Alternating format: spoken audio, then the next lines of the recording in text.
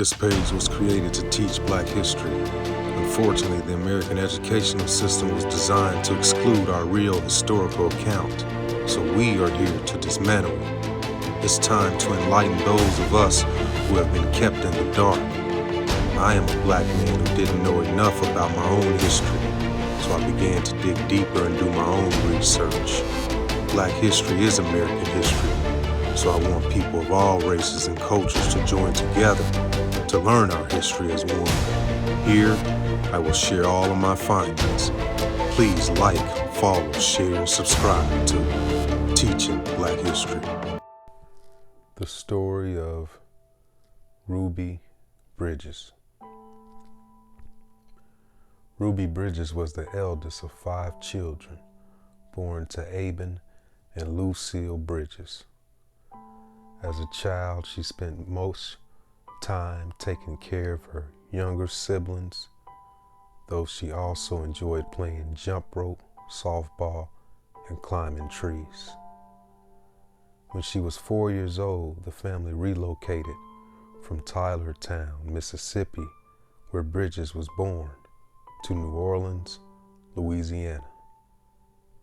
In 1960, when she was 6 years old, her parents responded to a request from the National Association for the Advancement of Colored People and volunteered her to participate into integration of the New Orleans school system, even though her father was hesitant. Bridges was born during the middle of the Civil Rights Movement.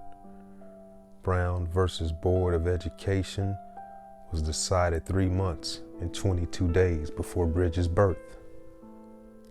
The court ruling declared the process of separating schools for Black children and white children unconstitutional.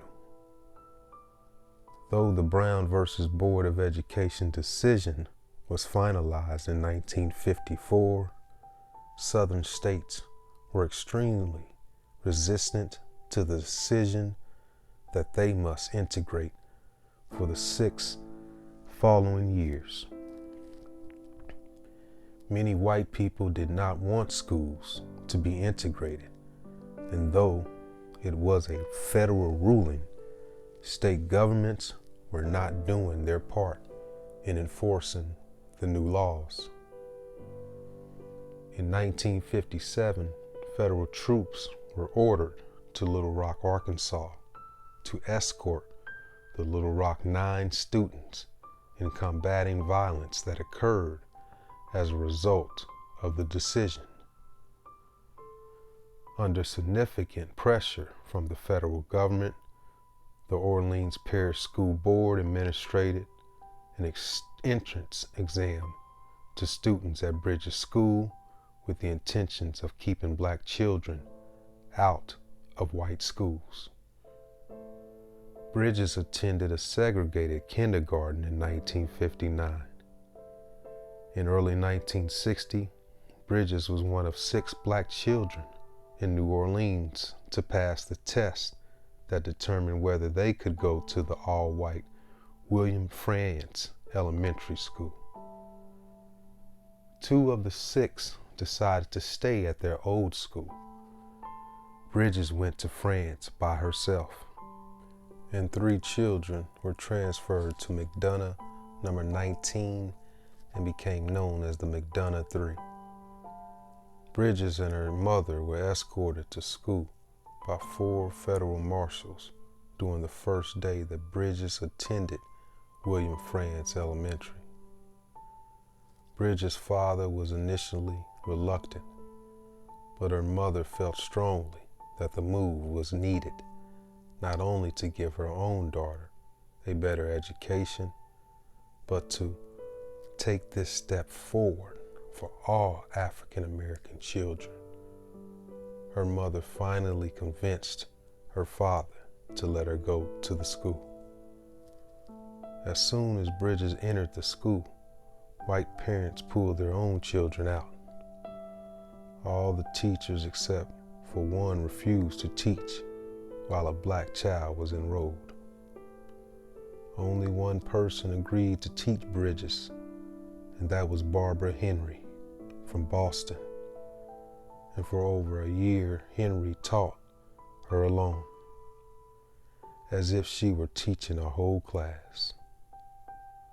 That first day, Bridges and her mother spent the entire day in the principal's office.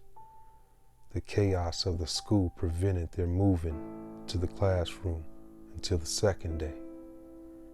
On the second day, however, a white student broke the boycott and entered the school when a 34-year-old minister, Lloyd Anderson Foreman, walked his 5-year-old daughter Pam through the angry mob saying, "I simply want the privilege of taking my child to school." A few days later, other white parents began bringing their children, and the protests began to subside. Yet still, Bridges remained the only child in her class, as she would until the following year.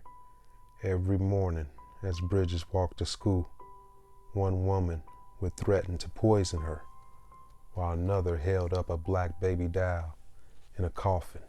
Because of this, the U.S. Marshals dispatched by President Eisenhower, who were overseeing her safety, allowed Bridges to eat only the food that she bought from home.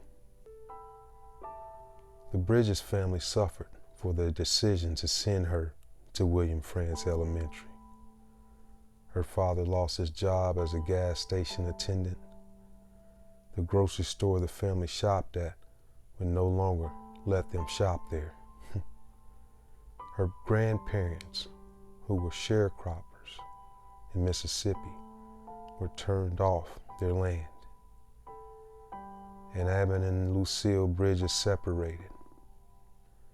Bridges has noted that many others in the community, both black and white, showed support in a variety of ways.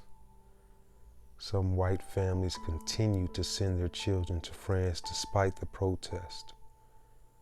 A neighbor provided her father with a new job, and local people babysat, watched the house as protesters, and walked behind the federal marshal's car on the trips to school. After graduating from a desegregated high school, she worked as a travel agent for 15 years and later became a full-time parent. She is now chair of the Ruby Bridges Foundation, which she formed in 1999 to promote the values of tolerance, respect, and appreciation of all differences. Describing the mission of the group, she says, "Racism is a grown-up disease, and we must stop using our children to spread it."